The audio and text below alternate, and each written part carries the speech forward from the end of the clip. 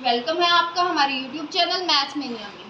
तो आज हम करने वाले हैं क्लास 10 का टॉपिक चैप्टर 8 ट्रिग्नोमेट्री। इसमें आज हम डिस्कस करने वाले हैं एक्सरसाइज 8.1 के बारे में। इससे पहले हम इसका इंट्रोडक्शन कर चुके हैं। इसके इंट्रोडक्शन की वीडियो आपको डिस्क्रिप्शन बॉक्स में दे दी जाएगी। इसके इंट्रोडक्शन में हमने सबसे पहले क्या पढ़ा था कि राइट एंगल ट्रायंगल क्या होती है।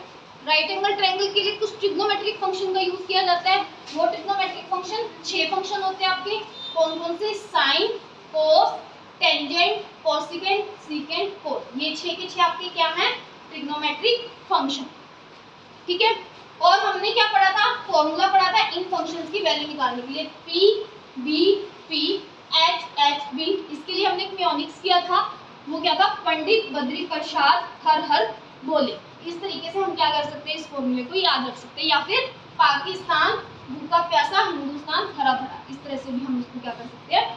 याद कर सकते हैं। अब एक राइट एंगल ट्रायंगल की अगर हम बात करते हैं, राइट एंगल ट्रायंगल में 3 चीजें होती है, परपेंडिकुलर, बेस, हाइपोटेन्यूज। ठीक है। तो सबसे पहले हम देखते हैं कि हमारा हाइपोटेन्यूज क्या होता है। अब देखो राइट एंगल ट्रायंगल क्या होती है, जिसका एक एंगल 90 डिग्री का होता है। ये तो क्लियर है सबको। अब मान लिया ये ट्रायंगल एबीसी है, इसमें जो एंगल ए है वो कितने डिग्री का है? 90 डिग्री। तो एंगल ए के सामने वाली जो साइड होगी वो आपकी क्या होगी? हाइपोटेन्यूज। यानी कि जो आपका राइट एंगल है उसके सामने वाली साइड आपकी क्या होती है? हाइपोटेन्यूज। क्लियर? हाइपोटेन्यूज पता चल गया सबको। अब हमें देखना है कि परपेंडिकुलर क्या होता है, बेस क्या होता है। इन चीजों को समझने के लिए हमें किसकी जरूरत पड़ेगी? Trigonometric function. अब मान लीजिए हमें क्या है, ये क्या है हमारा? B, ये क्या है? C। ये एंगल तो हमें कंफर्म है कि 90 डिग्री का है। ठीक है। हमें मान लो हमसे कहा गया है कि आपको क्या निकालना है?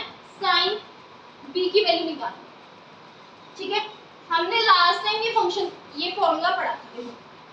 P जो है यहाँ पे वर्ड ये जो यूज किया गया है P, ये है आपका परपेंडिकुलर के। यहाँ पे जो ये P यूज किया गया है ये किसके लिए यूज किया गया है? परपेंडिकुलर के लिए। B जो यूज किया गया है वो किसके लिए यूज किया गया है? बेस के लिए।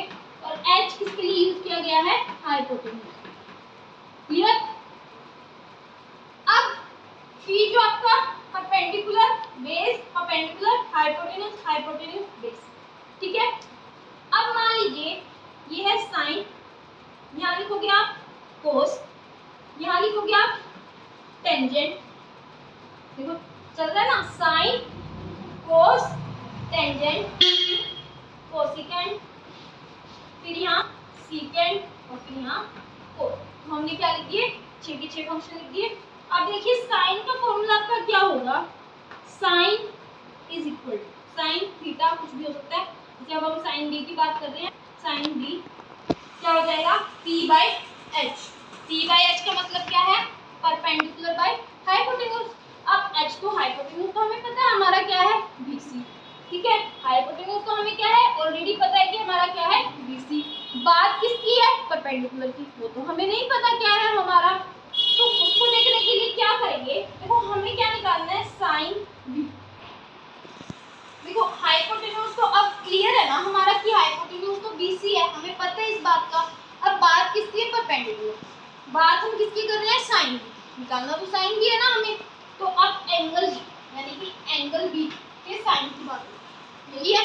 तो एंगल B के जो सामने वाली साइड होगी ना वो तो आपकी परपेंडिकुलर होगी, और जो दूसरी बची साइड वो आपकी क्या होगी? बेस होगी। तो इस तरह से हम क्या निकालेंगे?